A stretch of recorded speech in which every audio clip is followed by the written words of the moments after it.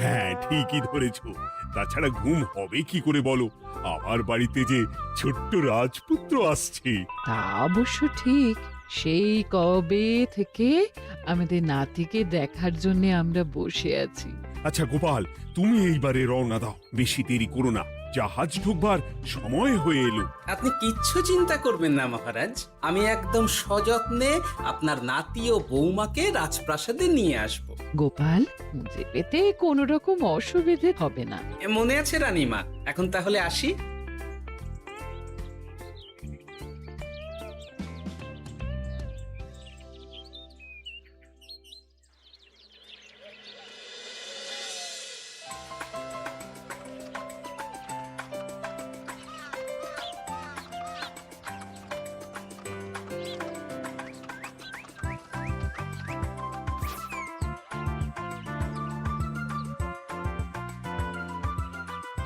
এসো এসো বৌমা, এসো। আরে আমার নাতি বাবু যে। বৌমা, পথে আসতে কোনো কষ্ট হয়নি তো? এইটুকু পথ আসতে কোনো রকম কষ্ট হয়নি মা। গোপাল কাকা এত ভালো যে কি বলবো। যাক যাক, গোপাল তাহলে আরো একবার আমার মান রাখলো। যতদিন গোপালের ধরে থাকবে তার প্রাণ, সে ততদিন মহারাজের রাখবে যে মান। হ্যাঁ মহারাজ, আমি থাকতে আপনি একদম চিন্তা করবেন না মহারাজ। বেশ বেশ বেশ। আমি তাহলে এখন আসি, কেমন? আরে আরে, কোথায় যাচ্ছ গোপাল? একেবারে মধ্যাহ্ন ভোজনটাও সেরে যাও। ও, ভোজনের ব্যবস্থা আছে? তাহলে তো থাকতেই হবে। ওই ভোজনের কথা শুনেই গোপালের জিভের ওজন বেড়ে গেল। তুমি থামো তো মন্ত্রী, আসলে আজ বিকেলেই আমাদের কুল গুরুদেব আসছেন। তোমরা সবাই থেকো, আজকেই নাতিবাবুর অন্নপ্রাশনের দিনটা স্থির করে নেব। এ তো বেশ ভালো কথা। বেশ তাহলে, বেশ ভালোই হলো। রোজ বাড়িতে খেতে খেতে জিভে একেবারে চড় পড়ে গিয়েছিল। বহুদিন পরে রাজবাড়ির পোলাও কোরমা খেয়ে পেট ভরাবো।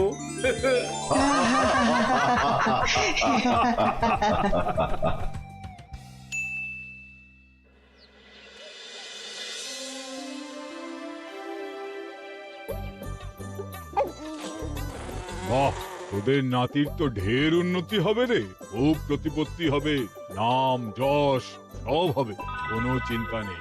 গুরুদেব, নাতির শরীর স্বাস্থ্য ভালো থাকবে তো? দেখ, এমনিতে খুব একটা কিছু অসুবিধা তো দেখছি না, তবে হ্যাঁ, সম্প্রতি একটা বড় সড়ো ঝড় বয়ে যাবে দেখা যাচ্ছে। কি সর্বনাশ গুরুদেব, এসব কি বলছেন? কথাটা কি সত্যি? আমি মিথ্যা বলি না, যা দেখলাম, ঈশ্বর আমাকে দিয়ে যা বলালেন তাই বললাম। তাহলে কি হবে গুরুদেব? এই বিপদ এড়াবার কি কোনো উপায় নেই গুরুদেব? ওরে, তোরা আমার পুরো কথাটা শোন, কথার মাঝেই যদি এত প্রশ্ন করতে থাকিস তাহলে আমি কিভাবে আমার কথাটা শেষ করব? হ্যাঁ, ক্ষমা করুন গুরুদেব, আপনি বলুন বলুন। শোন, ওর কপালে ঝড় থাকলেও সে ঝড় ঠিক কেটে যাবে, চিন্তা করিস না, ভগবান আছেন, উনি বিপদ ঠিকই কাটিয়ে দেবেন। যখন বিপদ চরম সীমায় পৌঁছে যায় তখন ঈশ্বর নিজে এসে আমাদের বিপদ মুক্ত করেন। সত্যি গুরুদেব, ঈশ্বর নিজে আসেন? হ্যাঁ, নিজে আসেন। জয় গুরুদেবের জয়। গুরুদেব, এইবারে তাহলে আপনি একটা শুভ দিন বলে দিন, নাতিবাবুর অন্নপ্রাশনটা ধুমধাম করে দিতে হবে তো। আজকের পর থেকে ঠিক 3 দিন বাদে একটা খুব ভালো দিন আছে, ওই দিন তাহলে অন্নপ্রাশনের ব্যবস্থা কর। বেশ বেশ, তবে তাই হবে গুরুদেব, তাই হবে। গোপাল, তাহলে সব কিছুর বন্দোবস্ত করা শুরু করো। সে আর বলতে রানীমা, আমি আগামীকাল থেকেই একদম জোর কদমে মাঠে নেমে পড়বো। হ্যাঁ রানীমা, আমি কোনো দায়িত্ব নেব নাকি? না থাক, যদি প্রয়োজন হয় তুমি গোপালকে সাহায্য করো।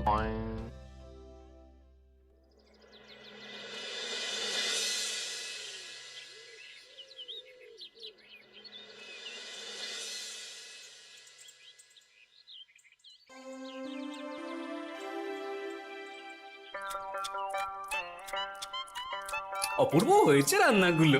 সুযোগ পেয়েছে, একেবারে 3 দিনের খাওয়া খেয়ে নিচ্ছে।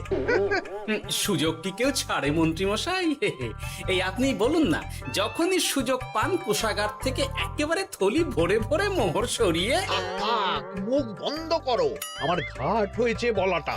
তুমি বাবু মন প্রাণ ভরে খাও, কেমন? মহারাজ, এই রকম একটা খুশির দিনেও আপনার মুখে হাসি নেই কেন? আসলে নাতিবাবু তো আর 2-1 দিন পরেই চলে যাবে, সেই কারণেই মনটা বড্ড ভারাক্রান্ত হয়ে রয়েছে।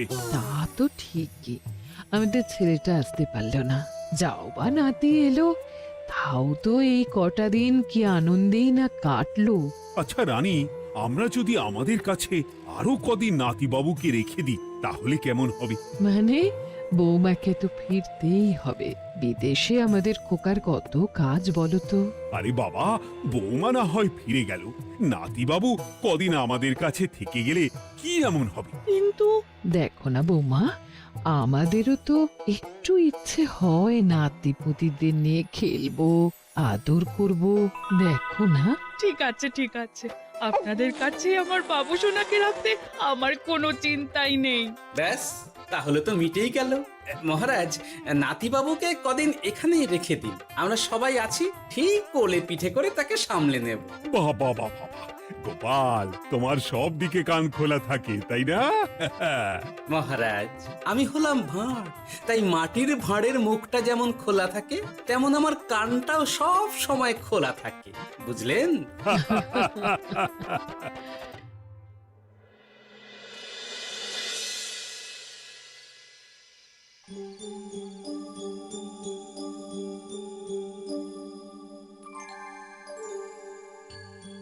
কি ব্যাপার মহারাজ, আপনি এখনো শোননি কেন? শরীর খারাপ করছে নাকি? না রানী, একটা কথা খুব ভাবাচ্ছে বুঝলে। কি কথা মহারাজ? এই যে সেদিন গুরুদেব বললেন না, যখন গভীর বিপদ আসে তখন ঈশ্বর নিজে আসেন বিপদে মোকাবিলা করার জন্য। হ্যাঁ মহারাজ, বললেন তো। আচ্ছা, ঈশ্বর কি বিপদে সত্যিই নিজে আসেন? কিন্তু তিনি নিজে তো বিশাল শক্তিধর, ক্ষমতাবান, তাহলে তিনি নিজে না এসে অন্য কাউকে পরিস্থিতির মোকাবিলা করতে পাঠান না কেন? মহারাজ, ঈশ্বর কখনো কখনো নিজেই হয়তো আসেন, অথবা কখনো কারো দ্বারা বিপদ খণ্ডন করেন। ব্যাপারটা খুবই সহজ মহারাজ। না না, কিন্তু আমার মনে হয়। মহারাজ, আপনার কি মনে হয় আমি জানি না, তবে আমার যা মনে হয় আপনাকে বলেছি। আগামীকাল একবার সভাসদদের প্রশ্নটা করতে হবে, দেখি তারা কি বলে। আগামীকাল সকালে আবার বৌমা ফিরে যাবে।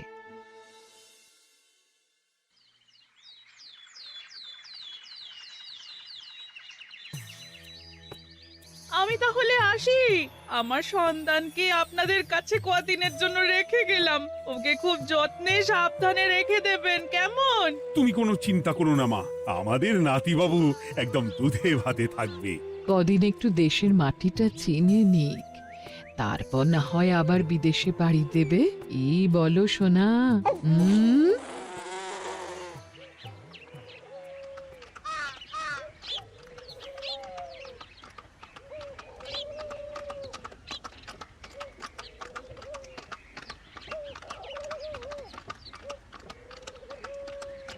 বৌমা তো চলে গেল, এইবারে তাহলে আমরাও যাই। আজকেও নিশ্চয়ই বৌমার ফিরে যাওয়া উপলক্ষে রাজসভা বন্ধ থাকবে। ভুলেও এই সব কথা ভেবো না মন্ত্রী, চলো এইবারে সবাই রাজসভায় চলো, তোমাদেরকে একটা খুবই গুরুত্বপূর্ণ প্রশ্ন করব। সেরেছে, মহারাজ আবার কি প্রশ্ন করবেন ভগবান জানে। সবাই রাজসভায় এসো।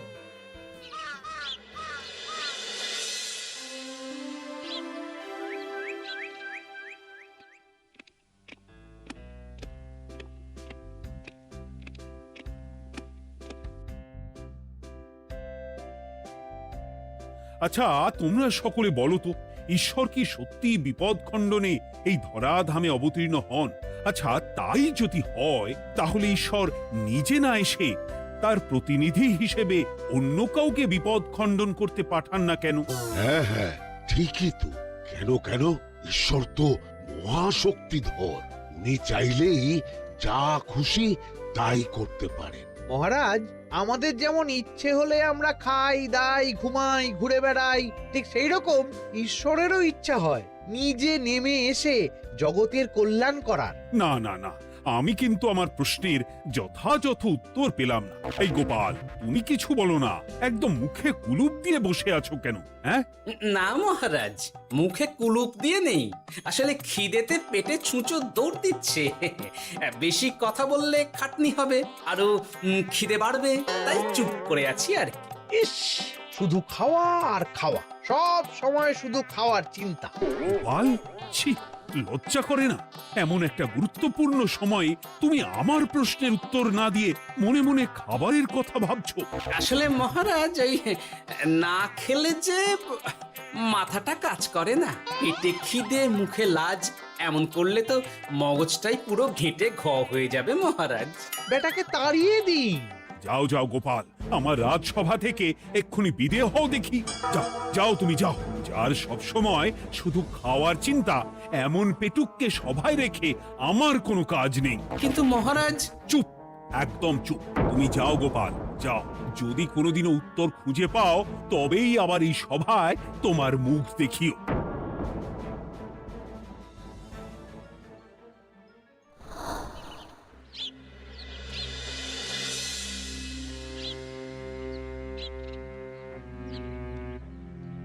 মহারাজ যে এমন সামান্য কারণে আমায় রাজসভা থেকে বার করে দেবেন ভাবতেও পারিনি। এখন কি যে করি, একে তো মাসের শেষ, সংসারে তুমুল টানাটানি।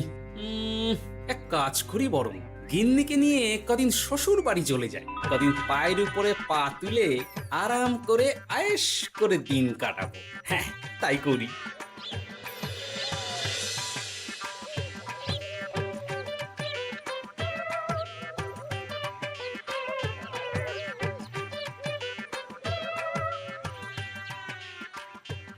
গিন্নি, ও গিন্নি, বলছি কি, ওই শিগগিরই তল্পি তল্পা গুছিয়ে তোমার বাপের বাড়ি চল, এই কটা দিনের জন্য দুজনে ঘুরে আসি, বুঝলে? কি ব্যাপার? তোমার হঠাৎ করে আমার বাপের বাড়ি যাবার হিড়িক কেন? কিছু মতলব আছে নাকি? আমি না তোমার স্বামী? তুমি আমাকে এইভাবে বেমক্কা মতলববাজ বলতে পারলে? হ্যাঁ, কোথায় আমি তোমার কথা ভেবে কথাটা বললাম, আর তুমি কি না আমায় স্বামী না স্বামী কে জানে?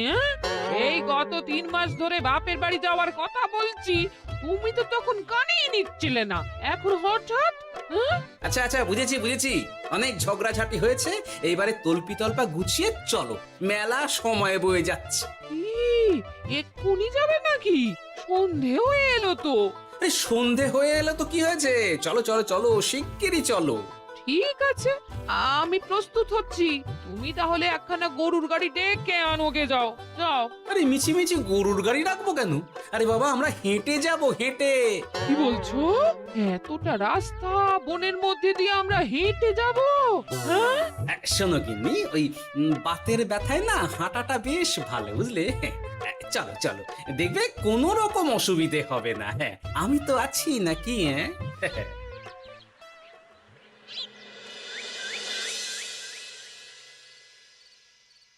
বাবা, হ্যাঁ, বনটা বেশ ঘন। বলি, এই সময়ে এই বনের মধ্যে দিয়ে কেউ হেঁটে যায়? মেলা গজগজ না করে চুপচাপ এসো দেখি। ও মা গো, বাবা গো, বাবা গো, কি লাগাটাই না লাগলো গো। আরে, তোমার থেকে আমার বেশি লেগেছে, যাখানা ধাক্কা মারলে। কি করবো? গিন্নি আমায় ধাক্কা মেরে ফেললো বটে, কিন্তু আজ আমি মহারাজের প্রশ্নের যথাযথ উত্তর পেয়ে গেলাম। বেড়াল ছানাটিকে বাঁচাতে কোনো কিছু না ভেবেই কিভাবে বেড়ালটা ওই বাঘা কুকুরটার দিকে তেড়ে গেল। হ্যাঁ, তার মানে বিপদে পড়লে সন্তানকে বাঁচাতে না, আমাকে এক্ষুনি একবার রাজপ্রাসাদে যেতে হবে, রানীমার সঙ্গে কথা বলতে হবে। আরে আরে আরে আরে, ওদিকে কোথায় চললে গো? ওদিকে তো তোমার শ্বশুর বাড়ি নয়? আরে বাবা, আমার নয়, তোমার শ্বশুর বাড়ির দিকেই আবার যাচ্ছি, বুঝলে? মানে আমরা আর যাবো না? না না, পরে যাব, তাড়াতাড়ি এসো দেখিনি। এ কি রে বাবা, লোকটার মাথাটা কি গেছে নাকি? কখন যে কি করছে নিজেরই ঠিক নেই, যত সব।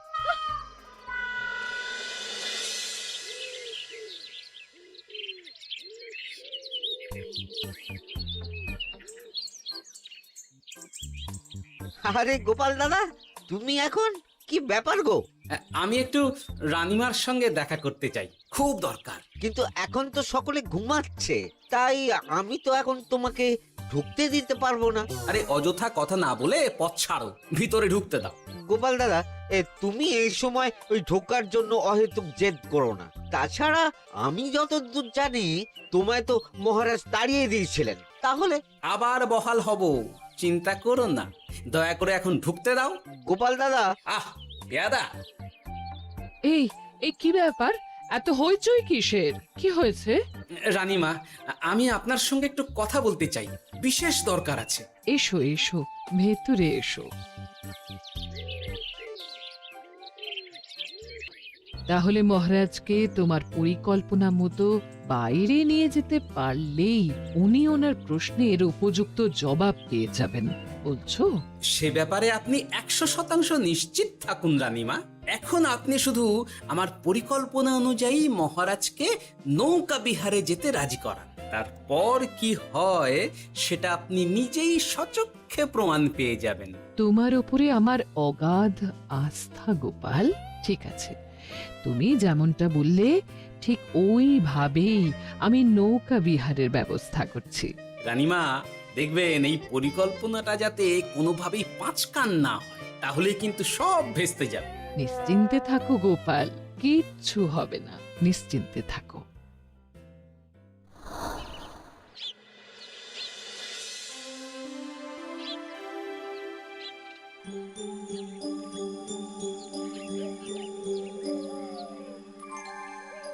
মহারাজ আবার বেজার ভোগ করে গেছেন। কি করব, আমি এখনো যে আমার প্রশ্নের উত্তর খুঁজে পাইনি।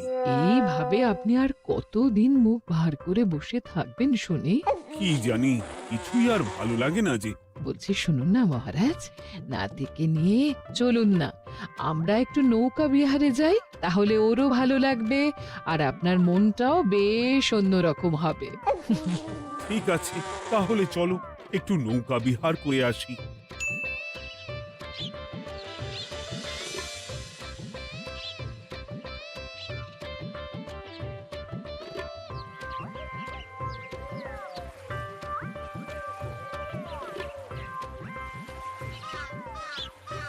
এই তো মহারাজ, আসুন আসুন, সে কখন থেকে আপনার জন্য অপেক্ষা করছি। এ কি গোপাল, তুমি এখানে? কি ব্যাপার? তোমার সঙ্গে তোমার স্ত্রীও আছেন দেখছি। মহারাজ, কতদিন আপনাকে দেখিনি বলুন তো, তাই আজকে একদম সস্ত্রীক চলে এলাম। চলুন চলুন, সকলে মিলে নৌকো বিহার করে আসি। কিন্তু আমি তো তোমাকে তাড়িয়ে দিয়েছিলাম, তারপরেও তুমি। মহারাজ, অনেক তো হয়েছে, এখন এসব কথা ছেড়ে নৌকোতে টুকুস করে উঠে পড়ুন দেখি। কিন্তু মহারাজ অযথা দেরি করবেন না, চলুন উঠে পড়ুন।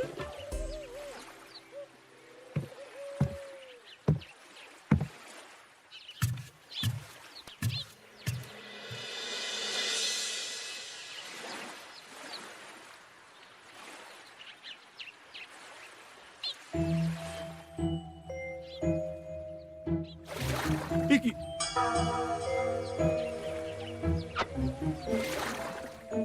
এই নাও, দেখো দেখো, ও কোনো সাড়া শব্দ করছে না কেন? সারা শব্দ করবেন না মহারাজ। মানে এসব কি বলছো? এই পুটুলির ভেতরে তো আপনার নাতি নেই, এখানে নাতির বদলে রয়েছে একখানা খেলার পুতুল। এসব কি বলছো তুমি?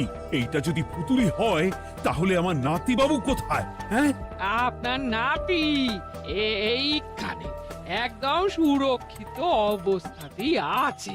যাক বাবা, আমি যে কি ভয় পেয়ে গেছিলাম তার কি বলবো। কিন্তু রানী, তুমি আমার সঙ্গে হঠাৎ কেন এমন ছলনা করলে? হ্যাঁ, আমার কথাই মহারাজ, কেন? আসলে আমি আপনাকে এই ঘটনার মধ্যে দিয়ে আপনার প্রশ্নের আসল উত্তরখানা দিতে চেয়েছিলাম, তাই। গোপাল, কি বলতে চাইছো একটু খুলে বলো তো।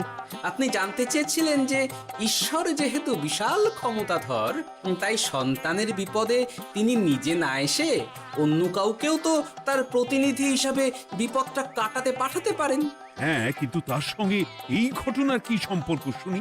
মহারাজ, পুতুলটি যখন জলে পড়ে গেল তখন আপনি সেটিকে নিজের নাতি ভেবেই একবারও কারুর জন্য অপেক্ষা না করে নিজের প্রাণের তোয়াক্কা না করে নাতিবাবুকে রক্ষা করলেন। মহারাজ, আমরা ঈশ্বরের মানব সন্তান, ঈশ্বর আমাদের সকলের হৃদয়ের ভিতরে বসবাস করেন, তাই বিপদ হলেই তিনি ছুটে আসেন, কখনো নিজে, আবার কখনো বা কোনরূপ প্রতিনিধি মারফত। তাই ভবিষ্যতে আর কোনোদিনও ঈশ্বর সম্পর্কিত কোনরূপ সংশয় মনে রাখবেন না, কেমন? সাধু সাধু, ধন্য তোমার বুদ্ধি হে গোপাল। সত্যি যেভাবে তুমি একটা ঘটনার মধ্যে দিয়ে আমায় আমার প্রশ্নের উত্তরটা ব্যাখ্যা সমেত, তার কোনো তুলনা হয় না। তোমার যে আর কিভাবে প্রশংসা করব তাই ভাবছি। মহারাজ, আমার আর প্রশংসা না করে ওই পেট পুরে একটু ভালো মন্দ খাওয়ান তো দেখি, তাহলেই হবে, আর কিচ্ছু চাই না। আচ্ছা আচ্ছা, বেশ বেশ, তাই হবে।